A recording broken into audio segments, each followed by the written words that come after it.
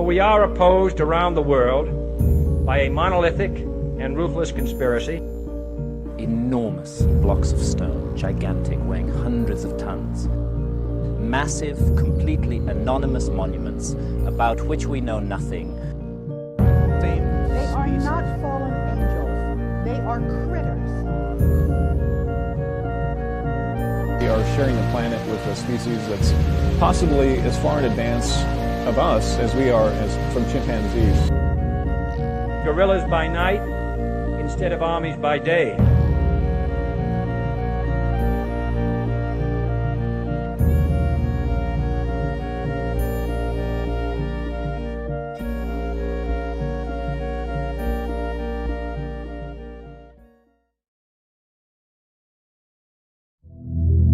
We have before us the opportunity to forge for ourselves and for future generations a new world order, a world where the rule of law, not the law of the jungle, governs the conduct of nations.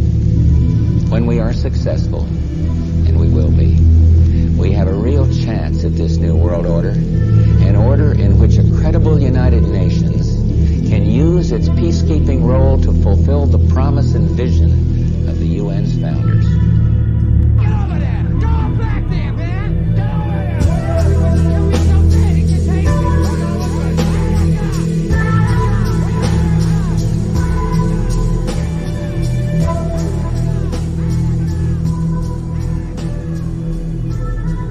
You know, for those that don't know, Dr. Joseph Farrell is probably one of the most brilliant people alive today, and he's written so many books. And if you get a chance to go to, I guess it's GizaDeathStar.com, isn't that correct? Yeah, that's right. There's a web store there with all of my books. They have to click the actual books rather than the Kindle tab because not all the books are on Kindle, and I don't like Kindle anyway. So. Oh, you don't like it? No. No, I'm a hard copy guy. I just don't trust corporations not to mess with text. So. Understood. Some of the titles of Dr. Joseph Farrell's books. The Giza Death Star, the Giza Death Star Deployed, Reich of the Black Sun, the SS Brotherhood of the Bell, the Cosmic War, Secrets of the Unified Field, the Philosopher's Stone. It goes on and on. He's done an incredible amount of work. One of the books that I think kind of disappeared a little bit inside of your gigantic amount of work is the Thrice Great Hermetica and the Janus Age. Mm-hmm. Really incredible book, and I think I heard one interview that you did on it.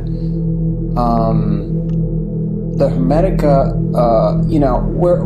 we're curious about Atlantis lately, mm-hmm. and I thought that I might be able to ask you just a question about how does the Hermetica fit in to Atlantis? And how does Atlantis fit in with the Nazis? Because it seems like the Nazis mm-hmm. were obsessed with finding Atlantis. It seems mm-hmm. like that drove a lot of what they were doing. Mm-hmm. And yeah. Well, it's probably easiest to tackle the Nazis and Atlantis first. There were a number of esoteric and occult influences, as most people know, on the Nazi Party during its formative years before they actually took power. One particular fellow, Horbiger, propagated the world ice theory, and this was something that Himmler and some of the Nazi elite bought into, but certainly not all of the Nazi elite. You're also dealing with some hardcore pragmatists like Hermann Goering, at the top of the Nazi hierarchy. And he was hardly, a person interested in what he would have regarded as myths and fairy tales and so on and so forth. He was just kind of a nuts and bolts technology guy. But I mention him in this respect because Goering and Rudolf Hess, prior to the war, Rudolf Hess was the Reichsleiter of the Nazi Party, of course, and deputy Führer in the Nazi hierarchy. So in other words, he was by law, until Hitler designated Goering as his successor, he was more or less the guy that was slated to take over the Nazi Party. And of course, his secretary was one Martin Bormann, a notorious figure that I'm sure everybody knows or has heard about. And he eventually succeeds Hess when Hess runs off to Great Britain on that crazy peace mission in May of 1941. But Hess definitely was a man that was interested in the occult, in esoteric literature and lore and legends like Atlantis and so on. So it's very interesting that you have these two gentlemen, Rudolf Hess and Hermann Goering, that sponsored the Atlantic, the German expedition to Antarctica that traveled down to Antarctica in the autumn of 1938, specially outfitted. They even got Admiral Byrd from this country to come over and lecture the Nazi expedition people on the conditions that they would expect to find in Antarctica and so on and so forth. So there's even a connection of this expedition to the post-war expedition of Admiral Byrd, because of course he goes down there with Operation High Jump in 1947, returns. It's outfitted for 8 months, and he returns after a few weeks,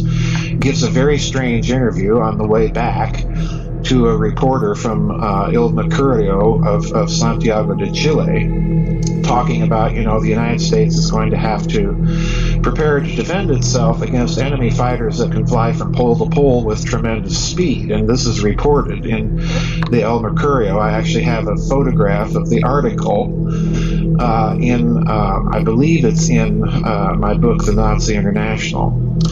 So anyway, this gave rise, of course, to all sorts of mythologies within the alternative research community that Admiral Byrd's forces had either encountered extraterrestrial UFOs down there or some sort of Nazi hidden flying saucer research base, which, again, is one of those myths that's out there. I do not subscribe to it. I want to make that absolutely clear.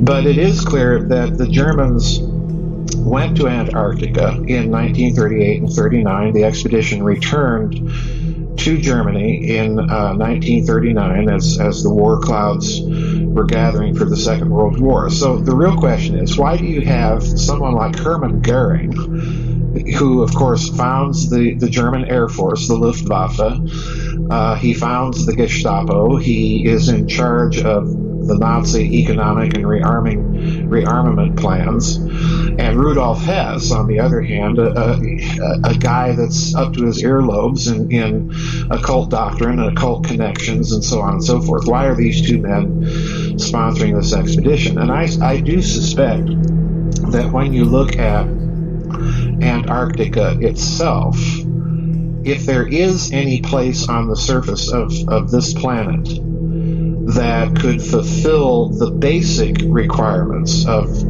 the Atlantis legend as Plato outlined it in the Critias and Timaeus, it would be Antarctica, because it's an entire continent that quite literally is submerged underwater. That is to say, under lots and lots of ice. So I do think that there's this hidden Nazi connection, or hidden esoteric connection to the Nazi expedition, and it may have played a hidden motivation to that. The trouble is, we know very little about that expedition, because when it returned to Nazi Germany, Goering had a medallion struck to commemorate the expedition, and of course the crew members were given medallions, and it was briefly reported on the Deutsche Wochenschau, the weekly newsreels throughout Germany. But after that, you didn't hear anything more about it, and pretty much everything that the expedition may have discovered was probably classified by the Nazis, which is why it's so difficult to find out anything about it that has a provenance in terms of evidentiary value that you can trust to use for it. There have been reports of occasional newsreels and films that appear occasionally on the internet, but it's difficult to assess whether they're legitimate or not. So we're left questioning. But I do think, given Hess's involvement, his interest in the occult, and then, of course, given Heinrich Himmler's extreme interest in occult and esoteric matters, that this may indeed have been one of the motivations for the Nazis to go down there. I suspect that if that is true, then you're dealing with another speculation that they were perhaps looking for potential lost technology of that civilization. So there is a Nazi connection here. The more difficult part of your question is the Hermetica. Is there a connection of that body of literature to Atlantis? And right up front, you have to acknowledge that the Hermetica itself makes very, very few, if any, outright allusions to it.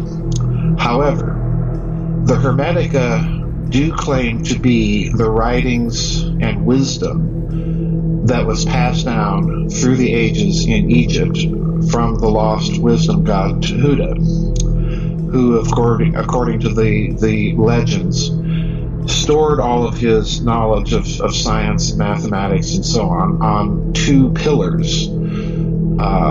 And of course, that has raised speculation that the Great Pyramid and some of the other pyramids were these pillars. The problem with the Hermetica, as I pointed out in that book, was that the Renaissance humanists in Italy, Cosimo de' Medici, was in fact the man that paid money for the Greek texts of the Hermetica and then eventually published them in Italy. They had been handed down, and there were bits and pieces of the Hermetica that were known in Western Europe prior to his publication of them, but the entire text was a different matter, and this is what he got his hands on and eventually published. The tendency of the Renaissance at that time was to take the Hermetica texts at their word, that they did indeed represent the lost teachings of Egypt. And of course, this caused a firestorm,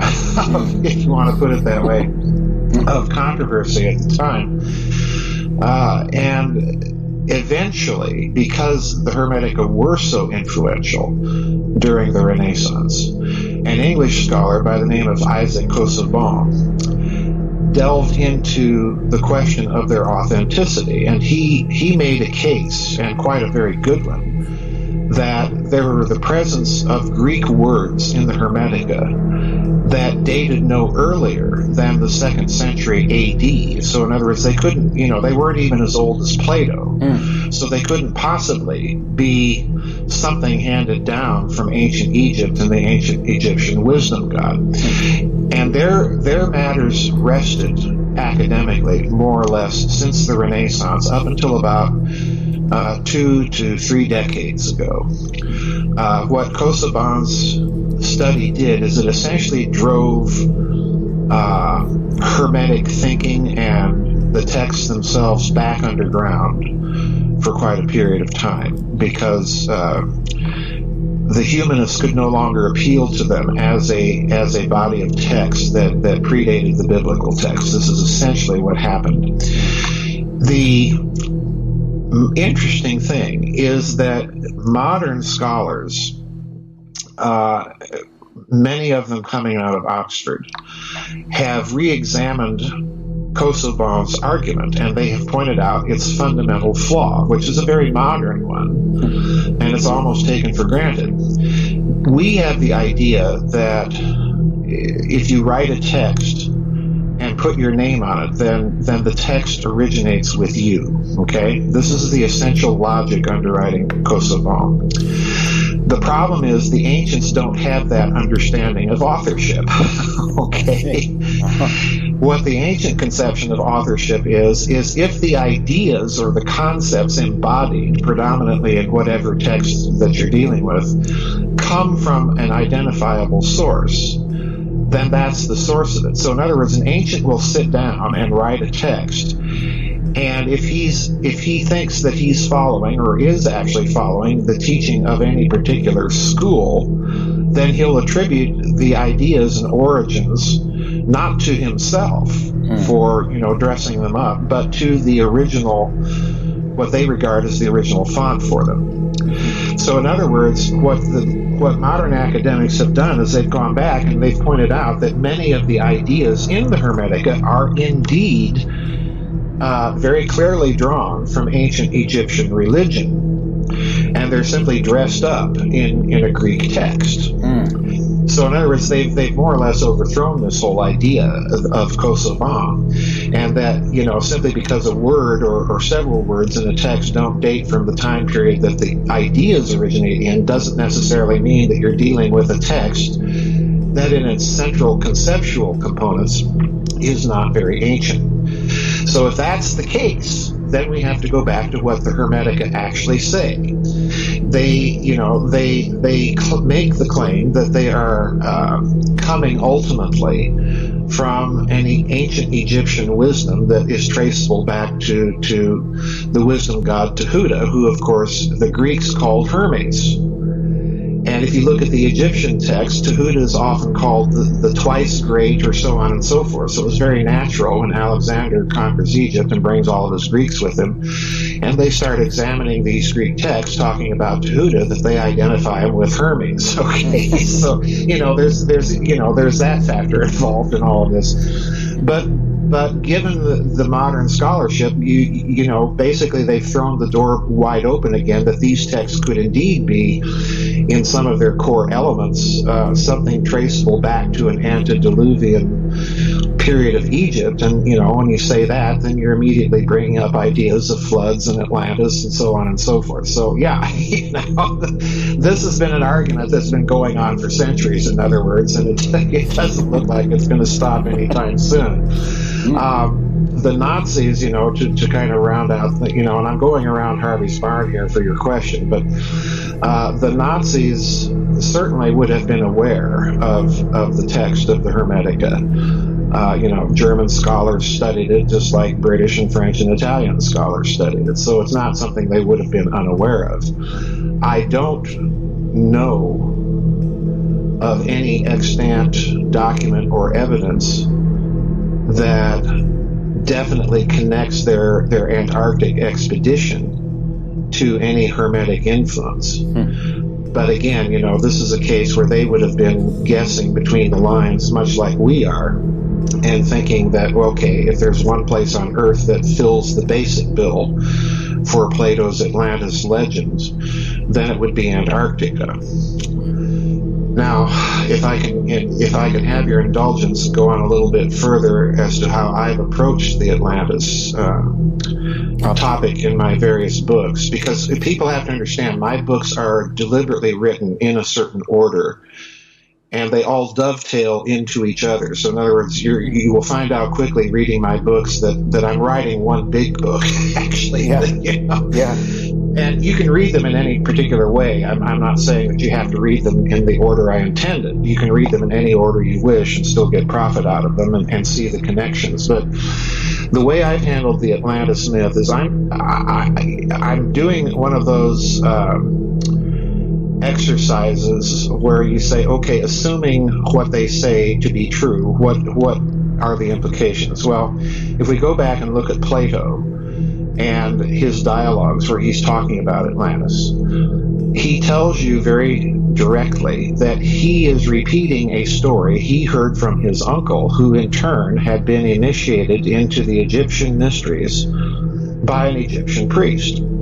So in other words, number one, Plato up front is telling you that you have to accept me on my word that I'm hearing this story, and that I'm not talking big allegories here, that I'm not making up fiction. And number two, if that's the case, you also have to reckon in the fact that if you're dealing with wisdom that's been handed down, it's been handed down probably in a form that is designed to both reveal and conceal wisdom over a prolonged period of time. So I've taken the Atlantis story to be kind of a multi-layered, deliberately constructed allegory that can be true on a multiplicity of levels. In other words, it may have a terrestrial solution, it may have an extraterrestrial solution, because we have to remember that for the ancients, Terms like continents or mountains could be used interchangeably with planets. Terms like oceans were often, or abysses. The abyss was something that they used for actual physical oceans with lots of water. And it was also a term that they also used for space, for interplanetary space. It was, it was an ocean to them. So in other words, once you understand that the ancients are speaking in a multitude of levels at the same time and approach the Atlantis story in that fashion, then it could be true on a multitude of levels. There could have been really a continent, but by the same token, it could be an allegory for a mountain or a continent that sank under the ocean. In other words, a planet that literally disappeared into the abyss of space. And this is the approach I basically took in my book, The Cosmic War. You have the idea that there was a planet in the solar system long ago that blew up. So, the way I approach the Atlantis story is that this is yet another one of those ancient mythologies that was deliberately crafted in a multi-layered way. And I think if you look at the Nazis, it's safe to speculate that perhaps they looked at that story in that way. And the reason I say that is that in 1935, Heinrich Himmler began to recruit people into the SS that had, let's just say, esoteric credentials. In other words, they were experts on occult lore, literature, legend, and so on. And eventually he establishes, I believe it was in 1940, he establishes officially, although this department actually existed prior to its official establishment. You find that pattern a lot in Nazi Germany. It's the German equivalent of plausible deniability. Okay, so you have a lot of these departments existing unofficially, but then there's a decree that officially establishes them. The SS, Heinrich Himmler, established a department within the SS called the Ahnenerbe-Dienst, okay, in German. That means the Ancestral Research Bureau, okay? And in the little memo or directive that he issued to establish this thing, this was a department set up solely to investigate occult lore, legend, literature, practice, of all types, no matter how loony it seemed. It was established to investigate every little last nook and cranny of what we would consider the occult or esoteric or alternative legend and lore for, and this is the key point, for its potential military application. So in other words, folks, what Nazi Germany is telling you is that it's the first modern great power that has technological sophistication that's deliberately going out and looking for a lot of ancient stuff for its potential military application. So in other words, we now have the weaponization of archaeology, if you want to put it that way. Certainly do. So, yeah, and to me, this is a clear signal that the Nazis suspect there's something up in those, so something is going on in these ancient texts that clearly indicate that there's a very sophisticated, very destructive technology that simply went missing when we blew ourselves apart in an earlier period of human history that's now lost in the mists of prehistory and lost in these legends and texts and lore. So I think it's, given all of these kind of background circumstances, I think it's a plausible speculation to argue that, yes, they were going down to Antarctica to look for something, which they suspected may have been there. So, put that in the context of the fact that, Secretary of State John Kerry just made a little junket to Antarctica. Right. Right. And Buzz Aldrin, right? Buzz Aldrin, and, and when that story broke, I started getting all sorts of articles from people that thought, gee, this is strange. So they went out and investigated everybody else that had been to Antarctica. Lo and behold, it's a very strange list. Is that right? We've got Prince Harry of Great Britain. We've got King Juan Carlos of Spain, before he died, went to Antarctica.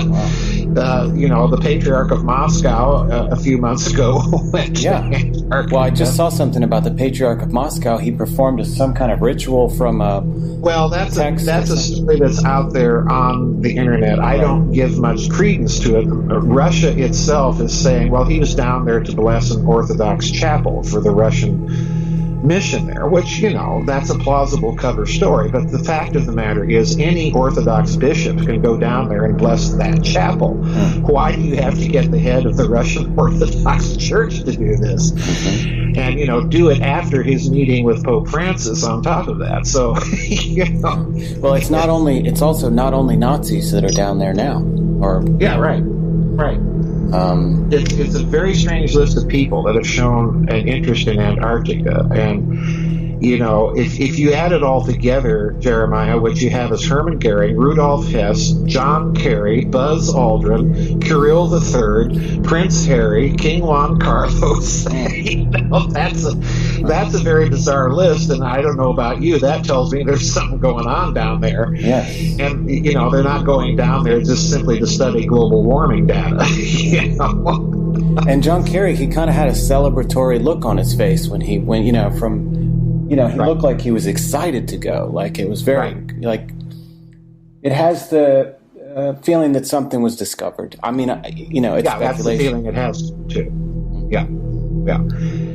Hermann Goering is not going to be interested in climate change data. And, for John Kerry, that was the cover story the State Department put out. Well, John Kerry's the chief diplomat of the United States. He took that quote-unquote detour during a diplomatic junket that he was on at the time. He could, he's the Secretary of State. He can make a phone call in Washington, D.C. and get all the climate change data in the world that he could have wished for from Antarctica. He doesn't need to fly there. So that has all the appearance to me of being kind of a spin or a cover story of some sort being put out for what the real purpose is. And the same thing with Buzz Aldrin. He made that tweet before he went down there that, I'm ready to take off for the launch pad. And I thought, okay, well, on the one hand, he's just an astronaut and using astronaut language to say, I'm getting on the plane, Right. But the other way of interpreting that is I'm getting on the plane to go to the launch pad. So we're left speculating here, but everything on my suspicion meter tells me that, there's something going on down there, and they're not telling us about it. Well, because in so much of the ancient text, you see reference to technologies that are lost, that are hidden, that right. You see it everywhere. I think you mentioned a really interesting epic called the Epic of Nerta. Yes. I was wondering if you could bring some light onto that epic for us. Well, the Epic of Nerta I mentioned in my book, The Cosmic War, and let me say something very briefly about that book. That book I have always, and I have stated publicly for many years, and I regarded it in this fashion when I was writing it. That book is the keystone in the arch of my books. That's the book that I regard as kind of the central organizing principle for all the rest of them, if I can put it that way. In that book, I simply discuss the texts, particularly from Egypt, Mesopotamia, and related civilizations around them, that talk of an ancient cosmic war between the gods. And certainly the Mesopotamian texts are full of this stuff, the war between Marduk and Tiamat. And the Epic of Nerta is one of the texts that appears to allude to this war. And I reproduced the entire text in the Cosmic War, and I did it for one fundamental reason. Pardon me. When you sit down and read that text, it's immediately clear that you're not reading an epic of any sort whatsoever. When I think of epic, I think of Homer, Iliad and the Odyssey. Right. But the last thing I would think of would be the Epic of Nerta, because when you sit down and actually read the text, it's about as exciting as reading the index to a Sears catalog. and that's literally what it is. It's nothing but an inventory of the technologies that were recovered from the losing side in a war. That's all it is. It's like reading the report of the French and British military attaches on German war-making potential to the Treaty of Versailles. It's just about that exciting. Wow. And you sit down and read it, and you quickly discover that this is nothing but an inventory of some sort of technology that appears to be crystalline or at the minimum stone in nature. And it has 4 categories. Some of these technologies were taken off and used by the victors in other applications. Some of these technologies were studied. Some of them were destroyed. And then there's a 4th but very, very small category of a few of these stones, tablets of destinies, whatever you wish to call them. A few of these stones that could not be destroyed, and that appeared to have been referred to in the text as some sort of philosopher's stone, if you will, of weapons technology. And those were hidden. That's key. Those were hidden, according to the text. And once you acknowledge that, okay, if all of this is the case, and if indeed these ancients are talking about something that really happened in the only language that they knew how to talk about them, then you have to admit that somewhere on the surface of this planet, or possibly elsewhere, in nearby space, may be a cache of a lost technology, and with obvious military potential. So, put that in your thinking cap as you go back and recall what Heinrich Himmler said about the Ahnenerbe-Dienst. They had access to the same texts. And if they were reading them with these kinds of paleophysical or speculative scientific lenses, then it doesn't take much money to fund an archaeological expedition. In other words, the potential returns on investment for a minimum amount of risk are huge. So are you going to go looking for this stuff? Yeah. And, if you're the Allies and the Soviets and you win World War II and start looking at all these Nazi documents, are you going to spend a little money to see if perhaps they might have been right, or go out and try to find out what they were looking for when they were digging here or digging there? Well, sure you will. Sure you will. And continue the digging, maybe. And continue the digging, sure. Absolutely. I think, I make no bones about it. I've said in many of my books, I suspect that this may be a hidden reason for the sudden explosion in the Middle East. And it's very interesting. Let's go back and, just add one more little data point here to stir into our stew of speculation. Let's recall that prior to the American invasion of Iraq in 2003, what was the excuse that was invented? Well, we had to go in there and prevent Saddam Hussein from acquiring weapons of mass destruction. Then we go into Iraq and discover, oh, lo and behold, he's not making any. Okay. Well, most people tend to think of weapons of mass destruction, and it was certainly put out that way during that time period in terms of atomic, biological, or chemical weapons. But if you're thinking in a much broader picture, if you're painting on a much broader canvas, and realize that these ancient Mesopotamian epics, which are, of course, in Iraq, if you start thinking in terms of these ancient epics talking about, wars of the gods and blowing up planets and technologies that couldn't be destroyed, so they had to be hidden, then, you're going to go looking for it. Now, it's interesting that Saddam Hussein, of course, had German and French archaeological teams digging up all over Iraq.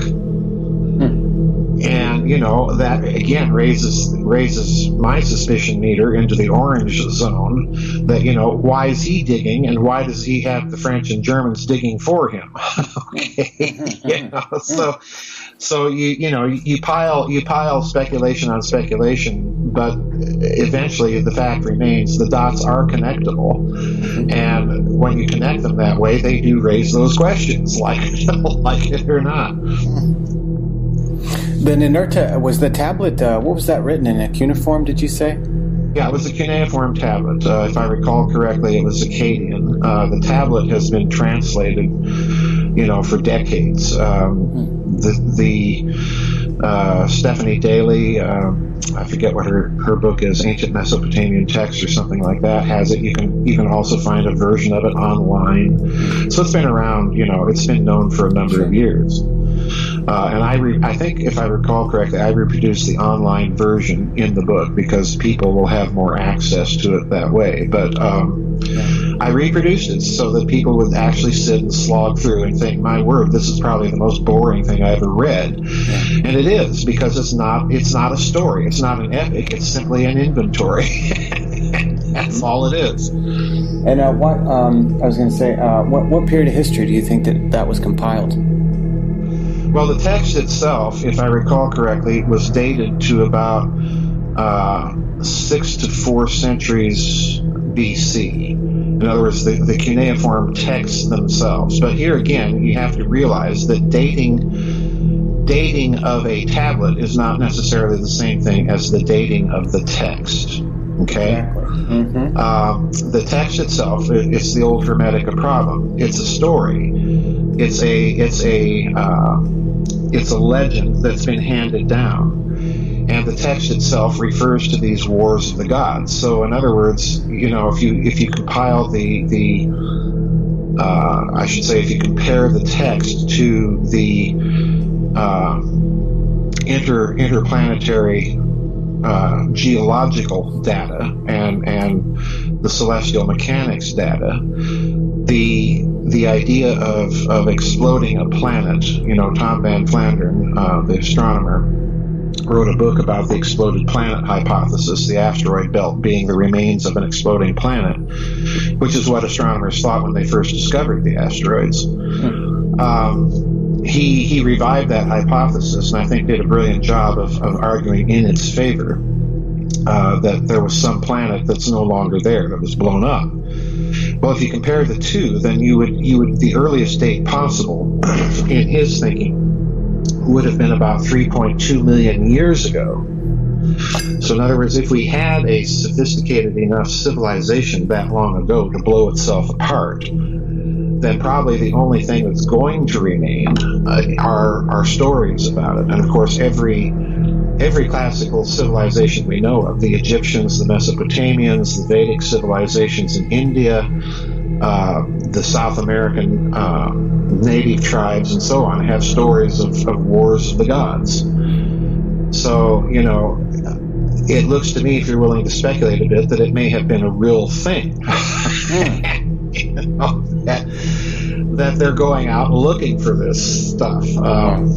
That's the bottom line. I think that's exactly what they're doing. They're actually looking for it. And more than that, it seems like they're in a race against each other, right? Yeah, so, I think you're right. If you look at another aspect of this story, and eventually I hope that I'll be able to look into it.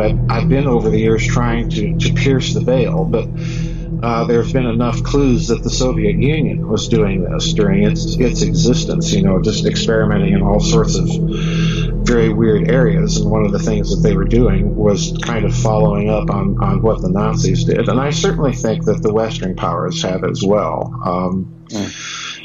You know, and the strangeness going on in Antarctica, this may be a part of the story, it may not be, I don't know, there's no evidence, but my intuition tells me it probably is. Because they're certainly keeping a tight lid on any sort of factual information, and they're publishing all sorts of nonsense as to why all these people are going down there. They're looking at something. There's no doubt in my mind.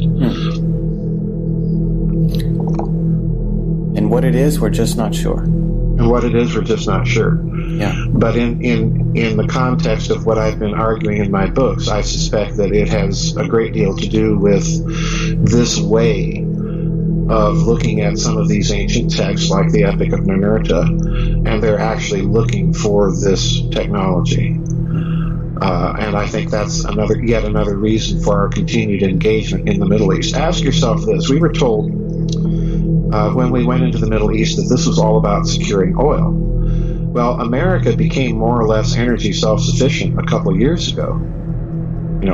We don't need that Middle Eastern oil. And most people are even unaware of that. So why are we still there? I suspect that there are other pressing national security reasons that transcend, relationships with Israel or the traditional alliance with the Saudis and so on. I suspect that there's definitely something else afoot here, and they're never going to talk about it because if they were to do so, it would sound nutty. Right. It would. And do you feel like when you look into the ancient past that let's say it was a civil war, or there were two groups of two powerful forces that were at war with each other, or were there more? Do you feel like those two forces are still at war with each other? I've always used the model. That's an excellent question. I've always used the model, and this is my basic thinking, that if there was indeed a destructive interplanetary war of some sort in this solar system, lost in the mists of prehistory, that the elites of both parties in that war are going to try, as they see the fact that, we've just blown our infrastructure for survival apart, what they're going to do is they are going to try to jumpstart and preserve as much of their knowledge as possible, and in doing so, try to jumpstart civilization again. So they're going to concoct carefully myths and legends that will endure over time, number one, so that the signal won't get lost in the noise of transmission. And number two, they're going to do it in such a way that as science advances again to their level of understanding, those texts will reveal more and more a scientific background rather than merely a mythological one. So I suspect, that's part of it, that you have two elites surviving that occasionally make common cause with each other without, at the same time remembering, hey, we just fought a war with these guys. So it's kind of like a mafia, if you want to look at it that way. The other thing I think is crucial here is that the texts themselves, particularly if you look at, Greek mythology, the Mesopotamian texts, even the Egyptian texts, hint that this is something that takes place within a huge extended family. So in other words, it's a civil war. And my model for talking about this ancient war is to think, to tell people, think of World War I. Kaiser Wilhelm II is the grandson of Queen Victoria of England. His mother was English. So therefore, this is why you see the Kaiser going so often to Great Britain. The Kaiser spoke English very well. Most people don't know that. You can actually go on YouTube and listen to an old Dutch radio broadcast of Kaiser Wilhelm II after the war when he was in exile in Holland and hear him talking English. And it's, a typical upper-class British English that he's speaking. But, he's related to the royal family in Great Britain.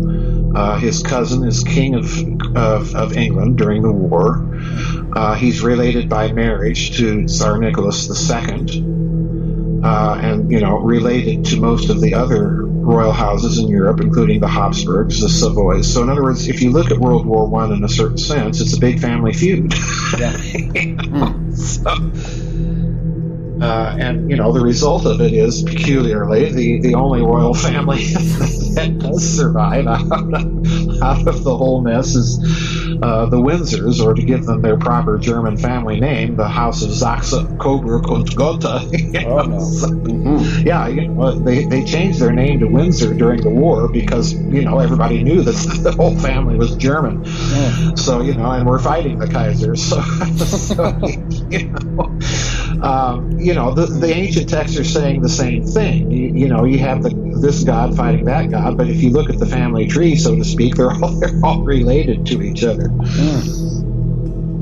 Which account do you find to be the most revealing when it comes to Atlantis or the ancient past that you've read?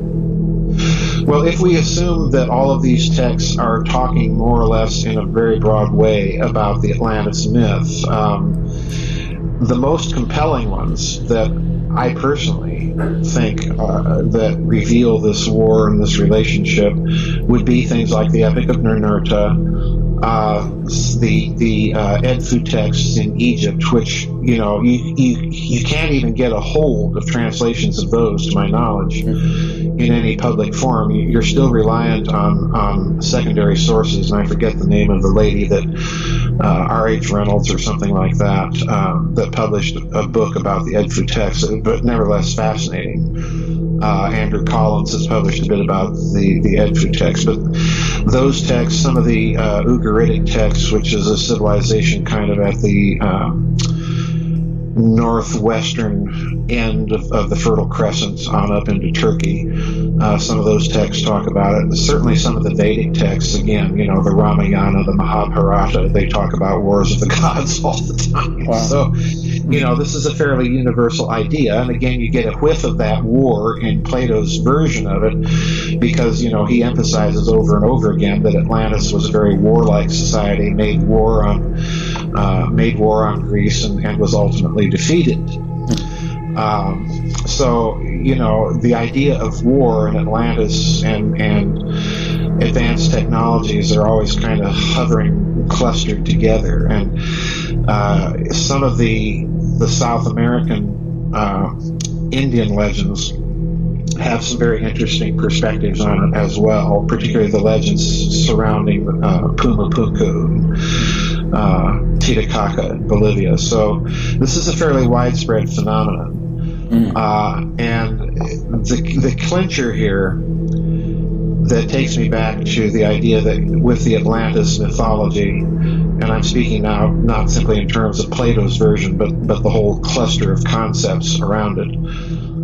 When you look at it and look at the Mesopotamian texts and realize that when you're dealing with the gods in Mesopotamian lore are closely associated with astrology. So in other words, many of the names of the gods are names of celestial bodies, planets, and so on. And they're always associated with mountains. Mountains become another, as I said before, another term for planets. But mountains are also the same word. And I forget now the Akkadian word for mountain. I should know that. I've been working too hard. Yeah, you've been working too hard. That's why. Don't sweat it. Don't sweat it. But the same word for mountain in Akkadian is the same word for a pyramid, for a ziggurat. Wow. Mm-hmm. So, look at that cluster of concepts now. They're all banded together. Planets, gods, mountains, and pyramids. and war. So, Wow. It's a very strange thing. And the bottom line for me, Jeremiah, is that, I do suspect that there's a kernel of truth lurking here in the middle of all these myths and civilizations in that part of the world, and the gigantic scale of their construction, the skill that was evident in that construction. And I'm not talking just about the Great Pyramid of Giza. I'm thinking of Baalbek. I'm thinking of Pumapunku in South America. These enormous structures that baffle engineers to this day. How did they do this? And do it with such precision that's difficult for us to reproduce to this day.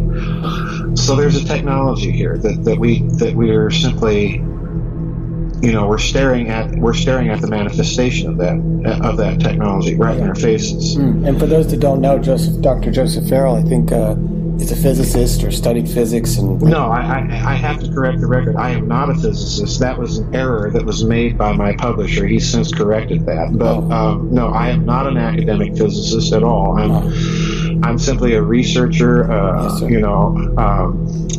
But have you ever published academic paper on physics before? No. Oh, okay. No. My only academic publications were in theology. But compared to me, he's a physicist. How about that? Well, look, we have to get over this idea that you have to have a credential in something to have an arguable opinion about it.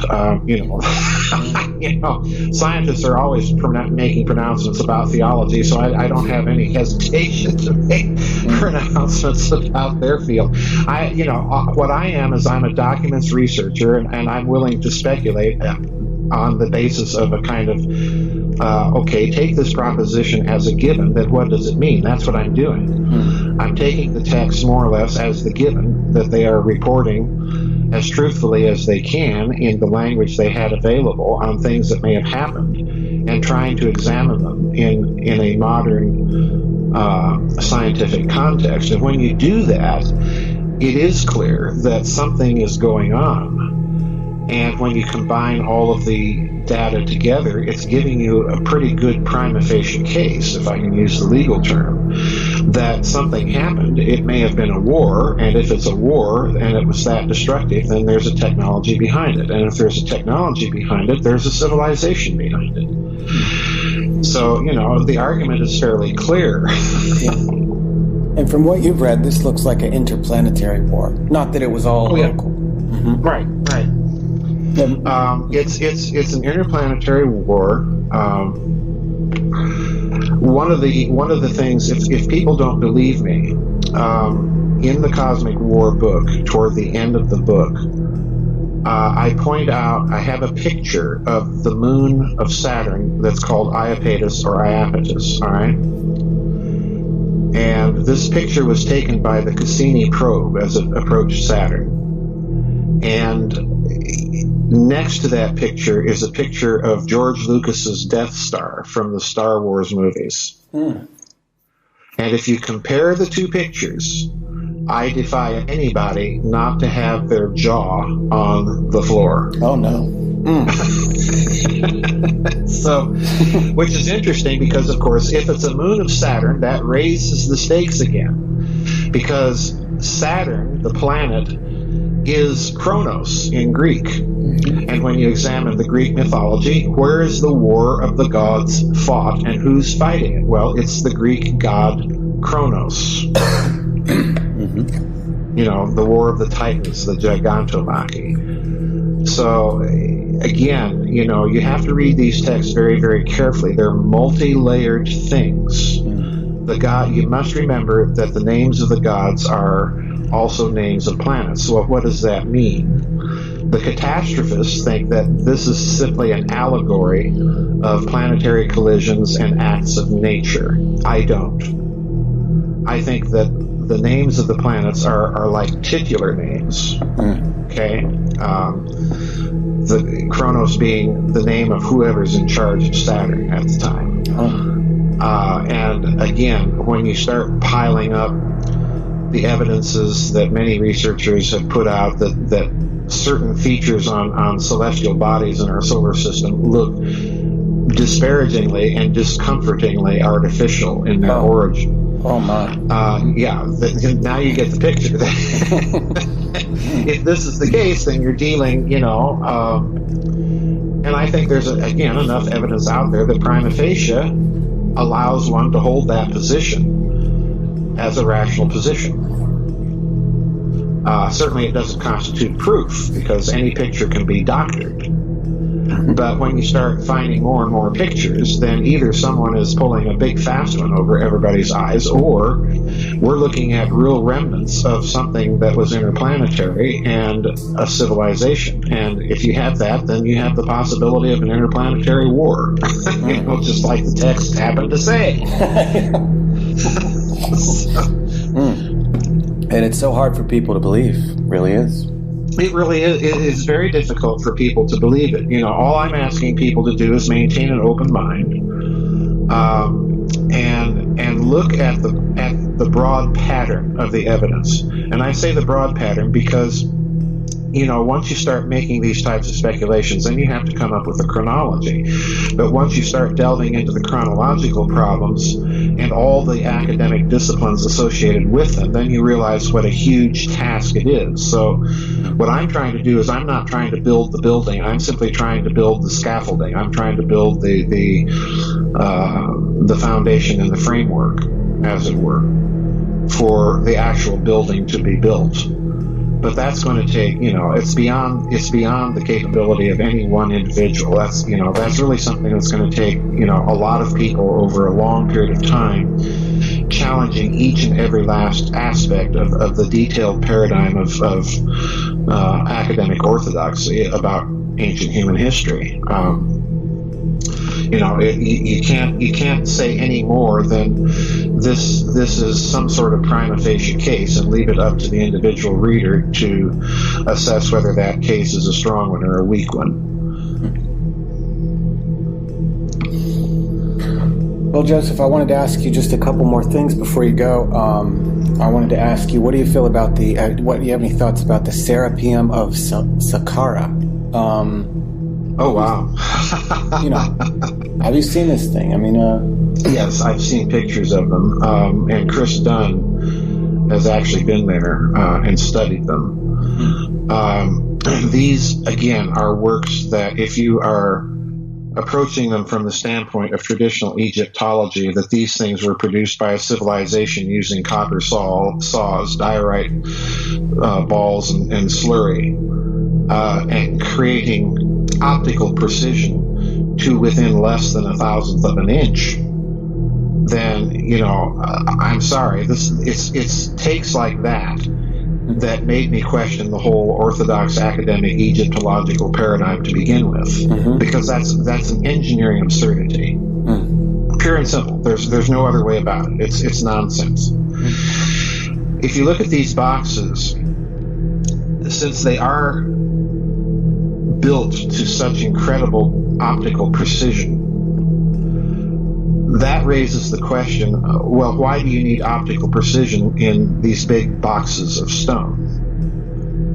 Which, incidentally, from some reports, appear to be resonant to certain frequencies in the sonic harmonic series. In other words, the audible harmonic series. So, these boxes, therefore, look to me, if you look at them with a physics eye, look to me to be some sort of resonating cavity of some sort. And if they're being built to optical precision, then a part of that resonating cavity must be for some purpose of an optical cavity.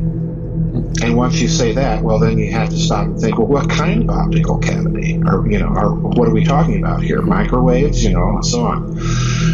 So nobody has a clue, but we do have clues from the objects themselves, that these things are measured with the precision and engineered with the precision that they do appear to be some sort of resonating cavity. My speculation, and people will recognize this that have read my book, Babylon's Banksters, my basic speculation right now is that these things may have been some sort of radio cavity, radio resonance cavity, and that the sonic properties are there because if you're going to engineer a simple way to transmit very weak radio signals, what you have to do is you have to stress that cavity somehow. And the way to do that would be sonically. So you'd have kind of a very, very simple mechanism made out of nonlinear material for the purposes of radio telegraphy. And I explore that whole hypothesis in my book, Babylon's Banksters, and again, in conjunction with an examination of statements in ancient texts that scholars typically have interpreted as just being kind of a mythological statement, because the people examining those texts have, been academics who specialized in classics, Latin literature, Greek literature, and so on, and therefore they don't realize that what they're reading is possibly a scientific statement, and therefore you might have to bring in an engineer to figure out just what the heck are they talking about. You see, so in other words, my other thing here, Jeremiah, is I'm very interdisciplinary when I write these books. You can't draw from just one academic field in order to understand these things.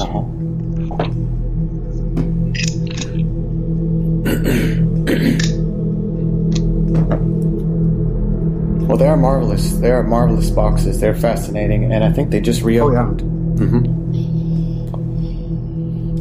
Yeah, that's my suspicion. A good one to have on, if you're interested in the Serapeum and in those boxes, would be Chris Dunn, because he's actually been there. I've seen his slides during his conference presentations where he takes out his engineers, calipers, and so on, that are in his line of work. They are required to be accurate to within 1,000th of an inch, and he puts these right angle calipers inside those boxes and cannot get a shred of light peeking through between his calipers and the boxes themselves. That's how finely engineered these things are. And again, that raises immediately the question, why do a bunch of Egyptians have to have boxes engineered and finished to that degree of optical precision? Well, that's because you need optical precision. So, that raises the idea that these things are somehow optical resonating cavities of some sort. Well, what can you do with an optical resonating cavity? I mean, what would be... Well, radio, for one thing. Yeah, communication, right? Sure, communication, right. Over extremely long distances, like interstellar communication. No? Well, you could do that. You could communicate with other points on planet Earth. In Babylon's Banksters, I point out that you have statements in Roman classical authors like Juvenal and so on and so forth that will say, just come right up and tell you that Roman General so-and-so in the fields somewhere sent to the emperor, in other words, asked for instructions, asked for orders, and received a response the next day. Well, this isn't going to happen with semaphores and fire towers and so on and so forth. This is too immediate for that. The Roman Empire is far-flung. It's spread from, at one point in its history, all the way from Great Britain down to Mesopotamia, the Crimean Peninsula, So how do you keep an empire like that together and get orders to your armies in the field, and by the same token maintain control over the wayward general, like Julius Caesar, Ptolemy, people like that. Yeah. So you've got a problem here, and communication is the key. And if you look at statements like that from the standard academic approach, well, you say, okay, well, this, they obviously are shortening the time here to demonstrate Roman prowess. Or they had a really good semaphore fire signal tower system, and so on and so forth. But the obvious answer is they're building their temples in Rome, particularly the Roman Pantheon, which curiously, when you examine the floor pattern for the Roman Pantheon in Rome, it curiously resembles a modern radio device called the magnetron. So, there's all of these little things, these little clues that are there that indicate that maybe they had a very simple system of primitive radio telegraphy that was designed around their temples as optical resonating radio cavities. So, and there's more to it than that. I don't want to get into all the details so that people won't read the books, but right. But yeah, there are other ways to look at all of this stuff, and I think we just have to be willing to allow speculation about it and see where it takes us. Mm-hmm. Well, I completely agree with that, Joseph, and I appreciate having you here. And we're so happy to have you, and it's a real honor to speak to you. And well, I can wish you the best rest of the weekend, and I hope we get to speak again. Do you want to give out your website again, just in case, so people can see where to go get these books that you're working on? Right. It's called www.gizadeathstar.com. That's all one word, GIZADEATHSTAR.com. There is a web store there where they can get my books off the website. They will come from Amazon. I have to tell people that, but I do get a few extra pennies on each book sale if they order via my website rather than directly through Amazon. And all of the books are, as far as I know, they're all up in the web store. Okay. And if they want to know the order that I publish them in, they can go to the website and look under the About tab. There's a short little biography of me, and then they can scroll down and see the list of books and the order that they were published in. But you can read them in any order. You don't have to read them in the order that I wrote them. And, pick a subject that interests you and dive in. Yeah. And well, have a good evening. Thanks for having me back on. Okay. Bye, Doctor. Bye-bye.